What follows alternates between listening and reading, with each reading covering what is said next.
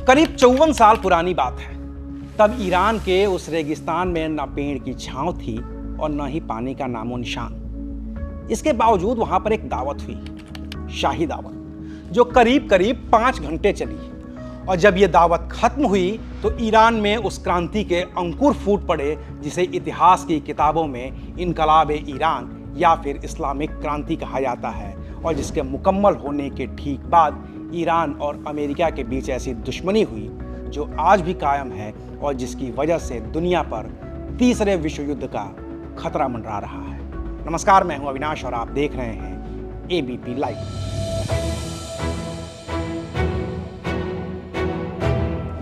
America के operation AJAKS और Britain के ऑपरेशन बूट की बदौलत साल 1953 में ईरान में मोहम्मद मुसद्दिक का तख्ता पलट हो गया था। अमेरिका के चहेते शाह रजा पहलवी ईरान के नए राजा थे और राजा साहब को अमेरिका, ब्रिटेन, फ्रांस और दूसरे पश्चिमी देशों का रहन सहन इतना भा रहा था कि उन्होंने ईरान में भी वैसे ही बदलाव शुरू किए और इसे नाम दिया व्हाइट रिवॉल्यूशन। तो ईरान में भी सिनेमा हॉल खुल गए, महिलाएं अपनी मर्जी के कपड़े पहनने लगी, चेहरे से बुर्का हट गया और वो सब करने की आज़ादी मिल गई जो पश्चिमी देशों में थी। लोग खुश थे, अमेरिका भी खुश था, राजा साहब भी खुश थे, सब ठीक चल रहा था। इस बीच साल आया 1971। उस साल पर्शियन साम्राज्य के 2500 साल पूरे हो रहे थे। राजा साहब यानी कि शाह रजा पहलवी इस 2500वीं वर्षगांठ को ऐतिहासिक बनाना चाहते थे। इसके लिए राजा साहब ने तय किया कि वो दुनिया भर के मेहमानों को ईरान में बुलाएंगे और उन्हें शाही दावत देंगे। दावत के लिए शहर तय हुआ पर्शियन साम्राज्य का एक पुराना शहर परसेपोलिस। तब वो शहर कम और खंडहर ज्यादा था। वहाँ न पीने को पानी था, न दूर दूर तक एक पेड़ जहाँ छांव हो। वीरान रेगिस्तान और उसमें जगह जगह पड़े महान साम्राज्य के अवशेष। शाह रजा पहलवी का मकसद था कि इस शाही दावत के बहाने इस शहर को एक बार फिर से जिंदा किया जा सकेगा, जो दुनिया के लिए एक मिसाल होगा।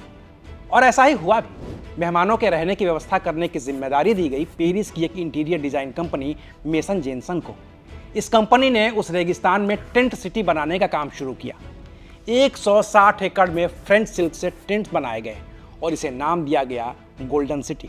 कैटरिंग की जिम्मेदारी दी गई French company Maxim de Paris को, जो 120 वेटर और 40 शेफ लेकर आए। फ्रांसीसी फैशन डिजाइनर जीन मैरी लैनवीन को कपड़े बनाने का काम दिया गया। 250 लाल रंग की मर्सिडीज बेंज लिमोजिन कार तैनात की गईं, जिनका काम मेहमानों को एयरपोर्ट से परसेपोलिस लाना था। करीब 600 मेहमानों को न्योता दिया गया।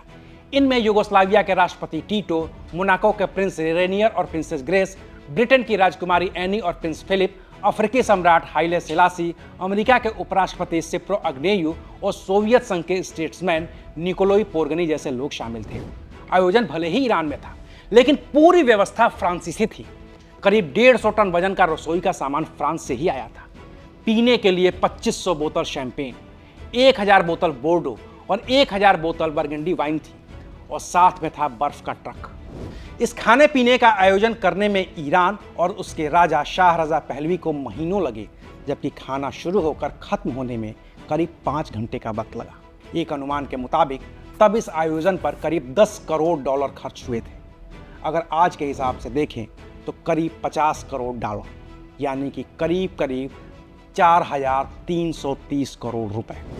लेकिन ईरान के शाह ने जब इस शाही आयोजन पर यह रकम खर्च की थी तो उस वक्त ईरान की आधी आबादी गरीबी और भुखमरी से बेहाल थी। मेहमान तो खा पीकर अपने अपने देश वापस लौट गए, लेकिन जैसे जैसे लोगों को इस शाही दावत और उस पर हुए खर्च का पता चलता गया, लोगों का गुस्सा बढ़ता चला गया।